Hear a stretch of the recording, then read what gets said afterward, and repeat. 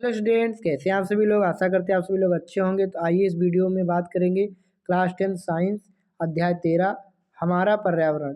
और इसमें कि हम लोग करेंगे 50 MCQ, क्योंकि 20 MCQ बोर्ड परीक्षा में आते हैं।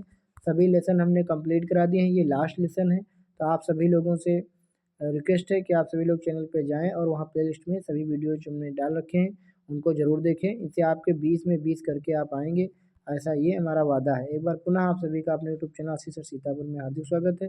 पीडीएफ चाहिए तो आप कमेंट में पीडीएफ लिखना, तो आपको पीडीएफ मिल जाएगी व्हाट्सएप ग्रुप पर। चलिए आपके लिए क्वेश्चन स्टार्ट करते हैं। पहला, पारिस्थितिकी तंत्र यानी इकोसिस्टम किसके संयोजन से बनता है?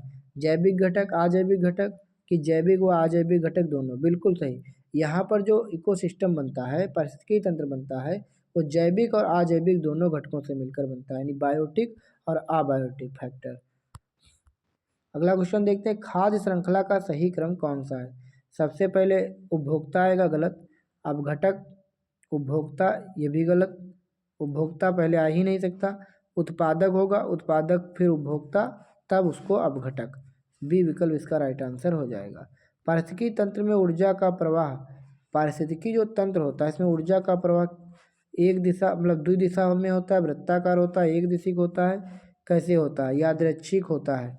तो इसका राइट आंसर क्या रहने वाला है?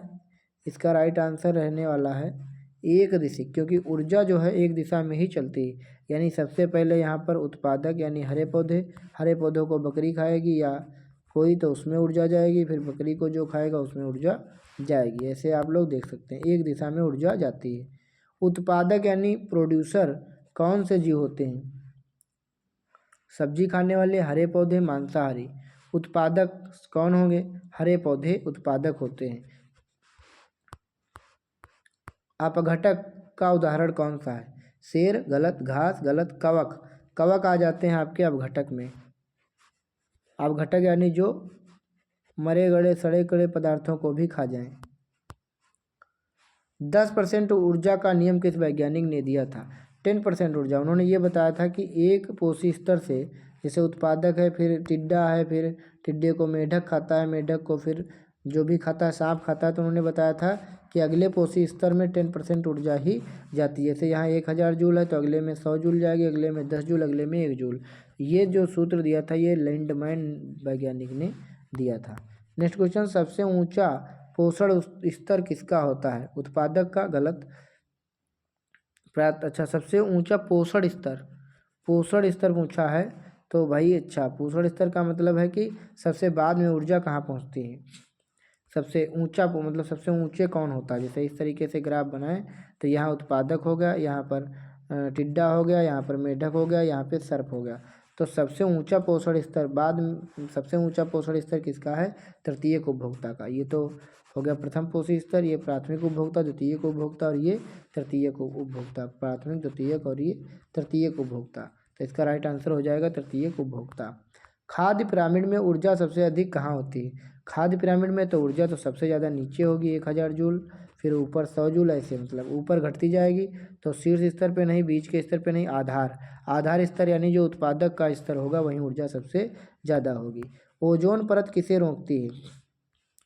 ओजोन परत जो होती है किसको रोकती है?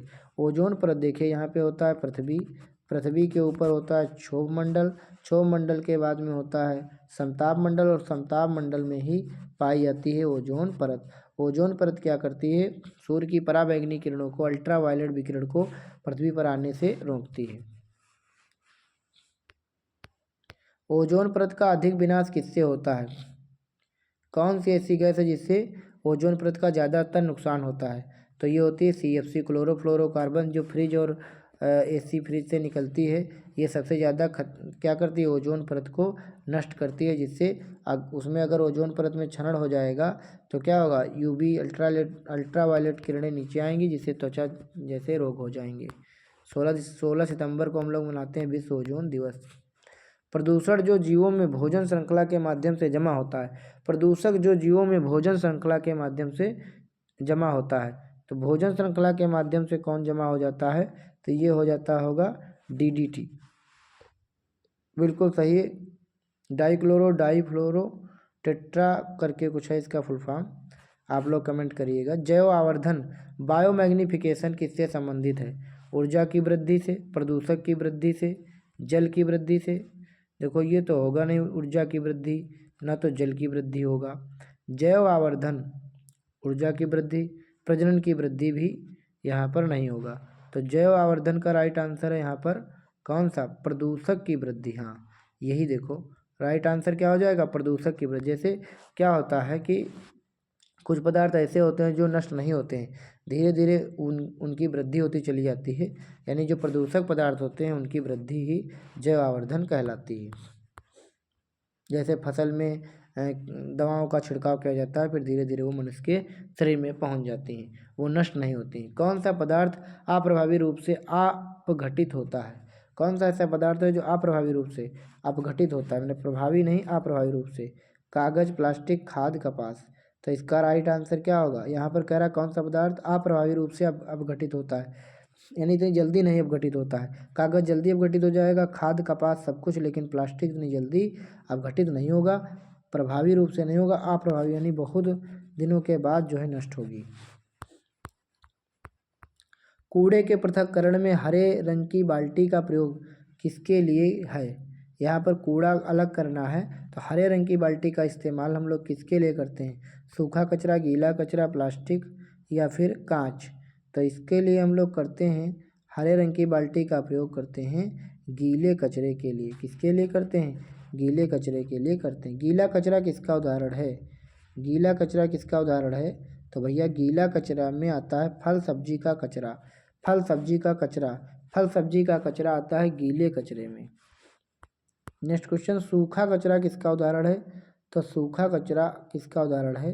तो ये है आपका प्लास्टिक और कागज़, क्योंकि ये सूखे होंगे। पत्तियाँ गीली भी हो सकती हैं, बचा हुआ खाना गीला हो सकता है। सब्जी तो गीली होती है, बचा हुआ खाना भी गीला होगा।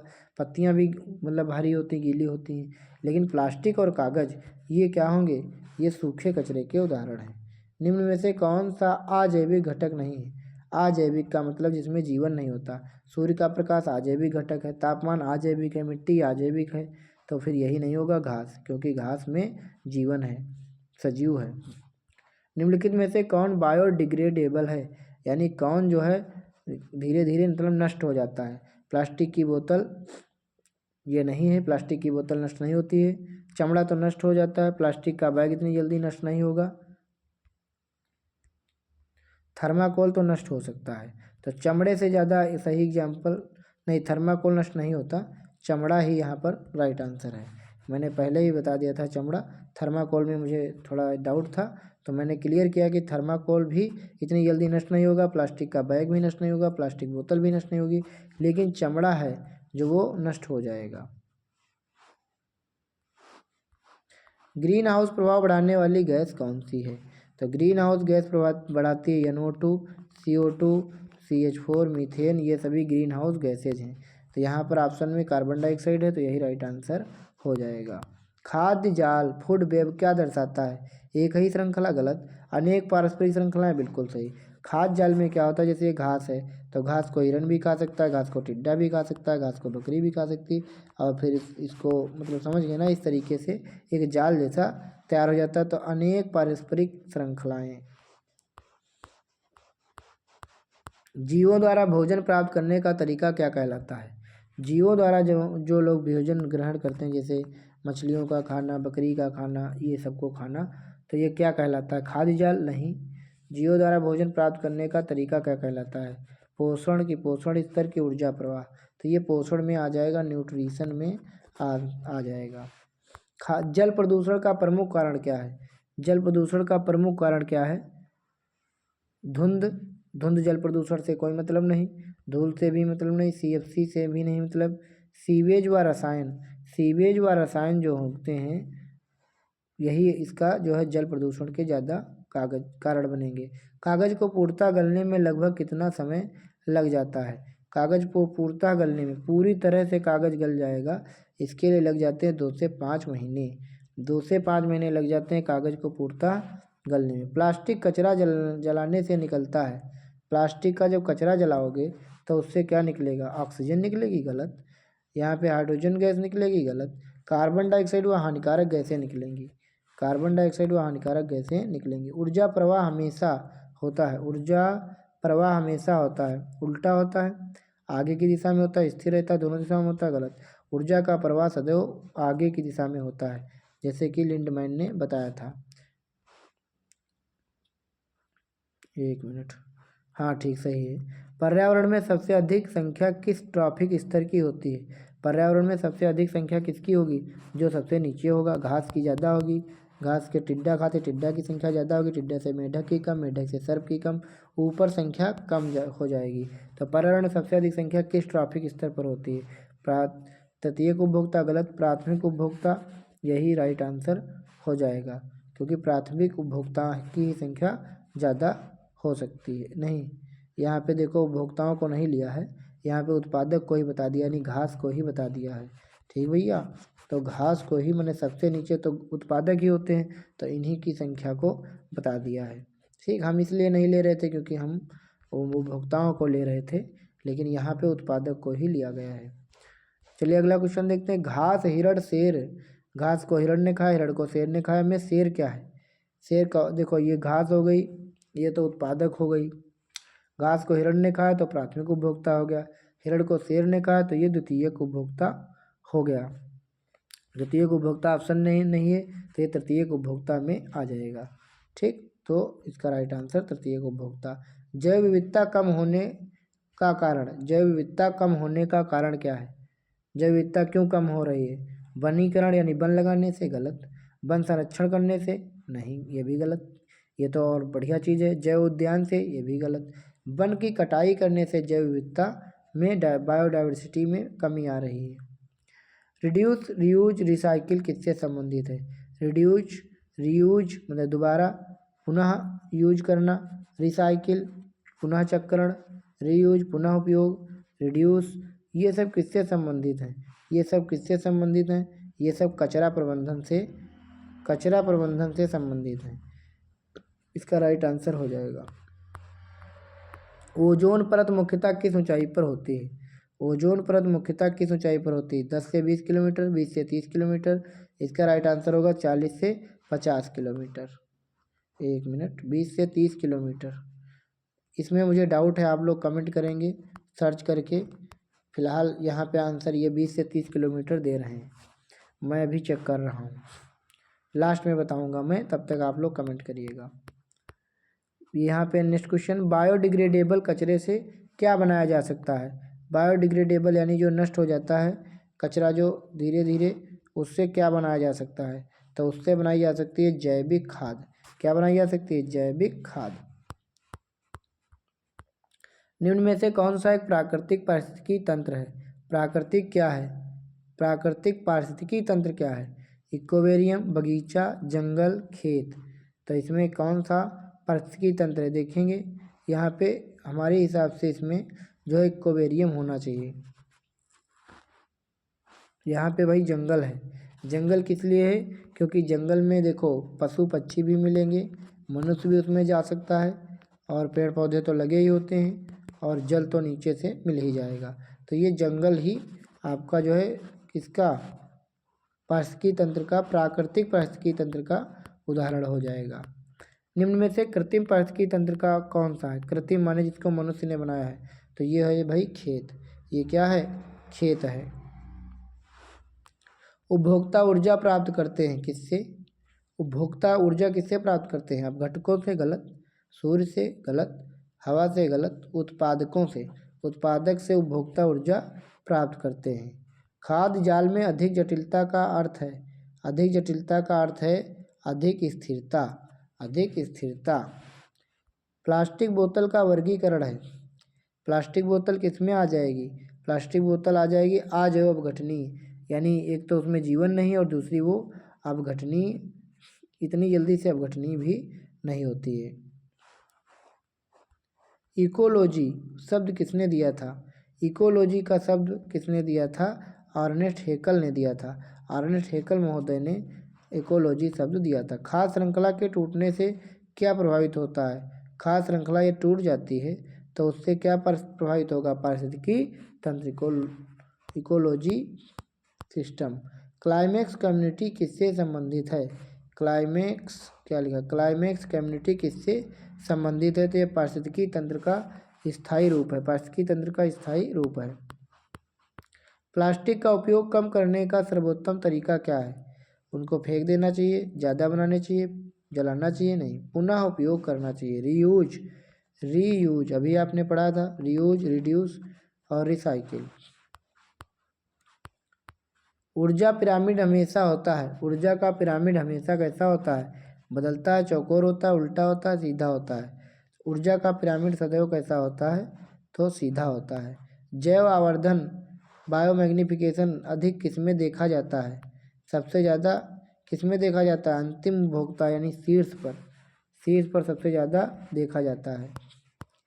सबसे ज़्यादा यहाँ पे समझिए, देखिए यहाँ लिखा है जैव आवर्धन यानी सबसे ज़्यादा जो हानिकारक पदार्थ हैं वो कहाँ पहुँच जाते हैं?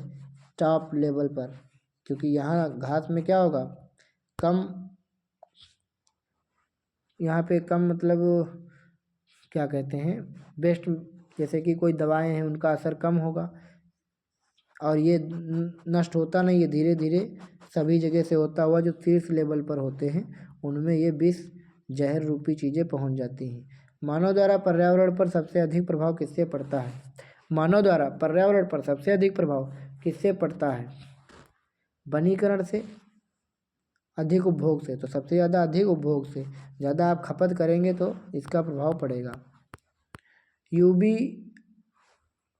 बी, देखो अल्ट्रा वायलेट ए होती हैं, अल्ट्रा वायलेट बी होती हैं, अल्ट्रा वायलेट सी होती हैं। तो कह रहा किस प्रकार की क्षति करती हैं? अल्ट्रा वायलेट जो 20 तरह की होती हैं विकिरण, ये क्या करती हैं, कौन सा नुकसान करती हैं? तो ये त्वचा कैंसर बनाती हैं। ये क्या करती हैं? स्किन कैंसर बनाती हैं। 10% ऊर्जा का नियम के अनुसार यदि उत्पादकों के पास 5000 जूल ऊर्जा है तो तृतीयक उपभोक्ता के पास कितनी ऊर्जा होगी? 5000 है तो पहले के पास में पहुंचेगी इसका 10% 500, दूसरे के पास 50 और तीसरे के पास पहुंचेगी 5 जूल ऊर्जा। इसका राइट आंसर हो जाएगा 5 जूल। 5 जूल इसका राइट आंसर हो जाएगा। प्लास्टिक प्रदूषण का मुख्य कारण है, प्लास्टिक प्रदूषण का मुख्य कारण है न सड़ना, क्योंकि ये इतनी जल्दी से सड़ती नहीं है, तभी ये प्रदूषण का कारण बनती है। पृथ्वी की प्राकृतिक सुरक्षा की ढाल कौन है? ओजोन परत। पृथ्वी की प्राकृतिक सुरक्षा की ढाल कौन सी है? ओजोन परत। सरकार द्वारा कचरा पृथक्करण अभियान का मुख्य उद्देश्य क्या है? कचरा बढ़ाना, कचरा कम करना और पुनः चक्रण करना। निम्न में से कौन सा तेजी से बढ़ता पर्यावरणीय खतरा है? ऐसा कौन सा जो बढ़ता पर्यावरणीय खतरा? इलेक्ट्रॉनिक कचरा, ई वेस्ट। जैसे हमने यहाँ से क्या छोड़ दिया, जैसे कोई उपग्रह छोड़ दिए और वो उपग्रह पृथ्वी के ऊपर, वहाँ भी एक जगह है और वहाँ जब उनका उपयोग कर लिया जाता है तो वो वहीं रह जाते हैं, वापस उनको नहीं लाया जाता है पृथ्वी पर। तो इसके लिए वो कचरा वहाँ पे ढेर सारा इकट्ठा हो रहा है, तो इसको हम लोग ई वेस्ट का नाम देते हैं। लास्ट क्वेश्चन साथियों, ओजोन परत की सुरक्षा दिवस कब मनाया जाता है? यानी ओजोन, तो ये मैंने पहले बता दिया था 16 सितंबर, तो इसको आप लोग याद रखेंगे। ये यहाँ से क्वेश्चन जो तैयारी करते हैं साथियों उनके लिए बहुत ही महत्वपूर्ण है। तो बाकी तो ये 10th क्लास के स्टूडेंट्स के लिए तो बहुत ही बेहद इम्पॉर्टेंट टॉपिक है। तो मिलते हैं आपसे इसे नेक्स्ट वीडियो में। अगर इसके पहले के वीडियोज नहीं देखे ज़रूर देखें, PDF चाहते हैं तो PDF भी मिल जाएगी आपको। मिलते हैं नेक्स्ट वीडियो में, तब तक के लिए धन्यवाद। Thank you so much video देखने के लिए।